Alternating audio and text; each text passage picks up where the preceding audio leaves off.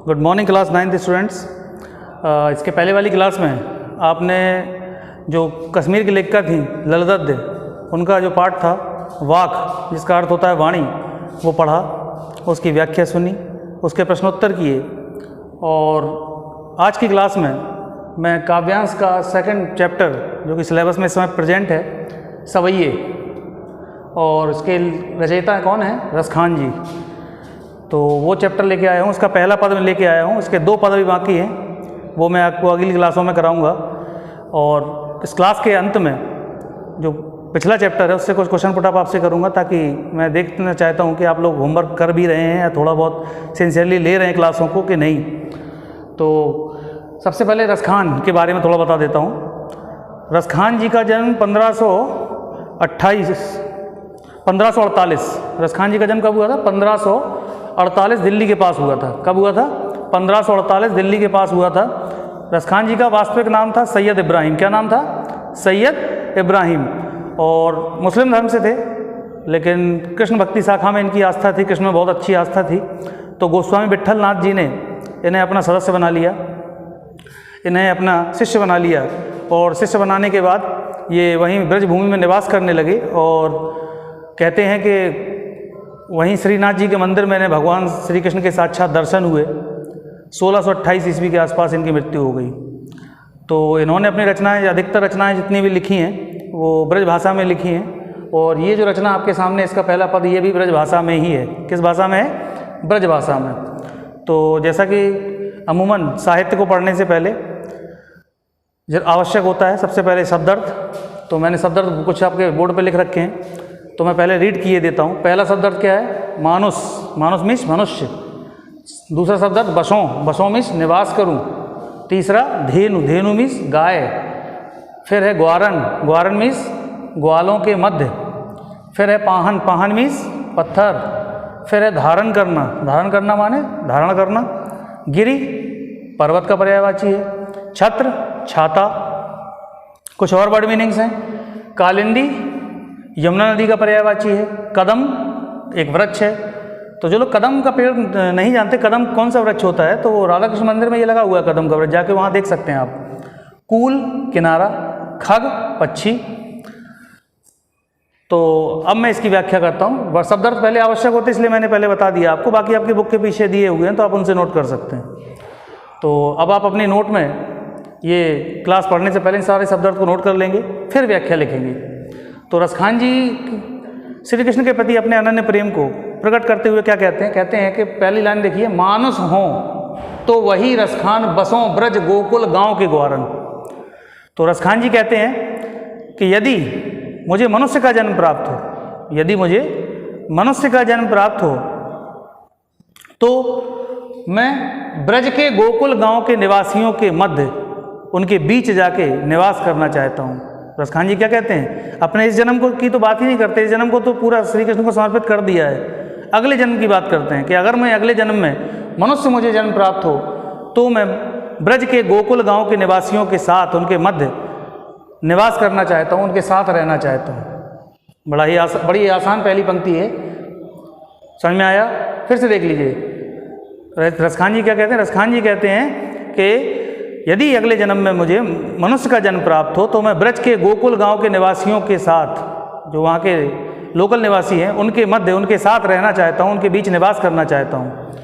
दूसरी पंक्ति में कहते हैं, जो पशु हों तो कहा बस मेरो चरो नित नंद की धेनु मजान। यदि मुझे पशु का जन्म प्राप्त हो, यदि मैं अगले जन्म में पशु बनूं या मुझे पशु का जन्म प्राप्त हो, तो कहते हैं, तो कहा, तो कहते हैं, क्या कहते हैं? तो मैं चरों नित, तो मैं रोज, नंद माने नंद बाबा, भगवान श्री कृष्ण के पिता, नंद बाबा की गायों के साथ रोज चरना चाहता हूँ।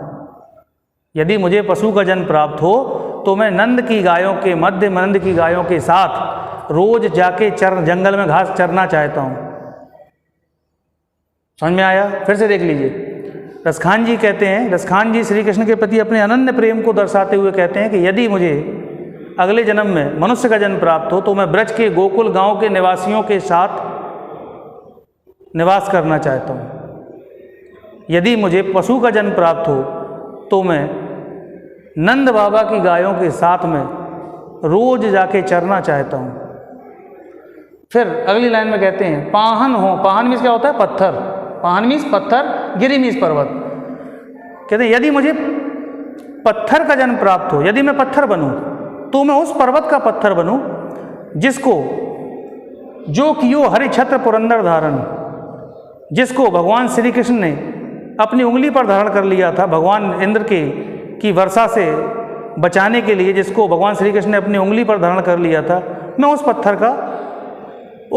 पर्वत का पत्थर बनना चाहता हूँ, अर्थात गोवर्धन पर्वत का पत्थर बनना चाहता हूँ। क्या कहते हैं? यदि मुझे पत्थर का जन्म प्राप्त हो तो मैं गोवर्धन पर्वत का पत्थर बनना चाहता हूँ, क्योंकि उस पर्वत को भगवान श्री कृष्ण ने अपनी उंगली पर धारण कर लिया था।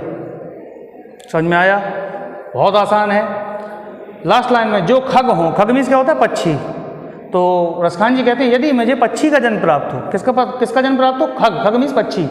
तो मैं उस पेड़ पर, उस कदम के पेड़ पर बसेरा करना चाहता हूँ जो यमुना नदी के किनारे है।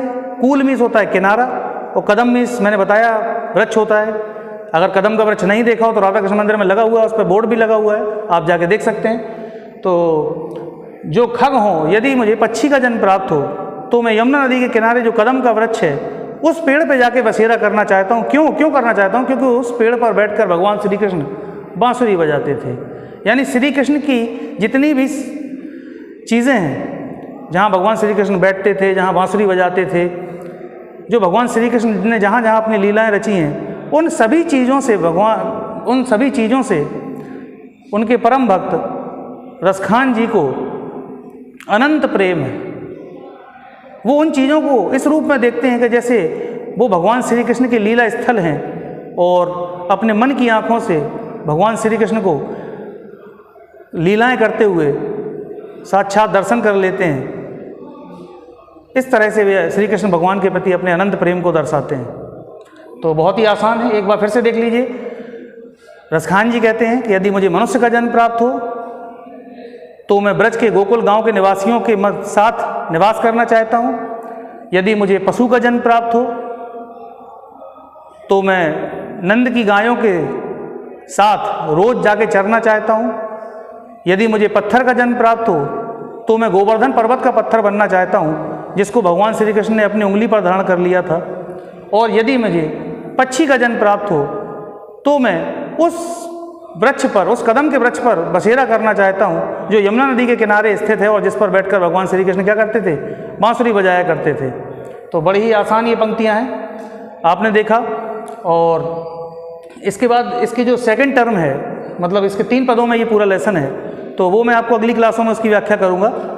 लेकिन आवश्यक है कि मैं ये भी चेक करता चलूँ साथ साथ कि आप मेरी क्लासों को कितना सिंसियरली ले रहे हैं। तो पिछली क्लास जो थी आपकी वाक चैप्टर से, उसके मध्य से कुछ क्वेश्चंस मैंने बनाए हैं, तो उनके मैं ओरल बोलूँगा, आप उन क्वेश्चंस को नोट कर लीजिए और देखते हैं कि आपको वो क्वेश्चंस आते हैं या नहीं। पहला क्वेश्चन है उसका कि कच्चे सकोरे का क्या अर्थ है?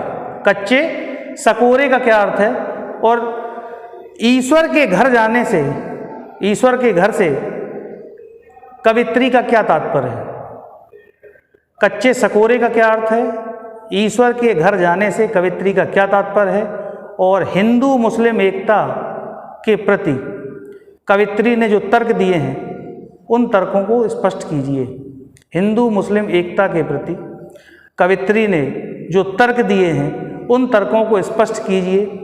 ये तीसरा क्वेश्चन था आपका। इन तीनों क्वेश्चंस के जवाब आप अपने मन से फाइंड आउट करिए, क्योंकि ये क्वेश्चन आपको बुक्स में नहीं मिलेंगे, ये बुक के मध्य से हैं। फिर अब मैं इन क्वेश्चनों के जवाब आपको अगली क्लास में दूंगा और इसके अगले पदों की व्याख्या भी अगली क्लास में करूंगा। Thank you.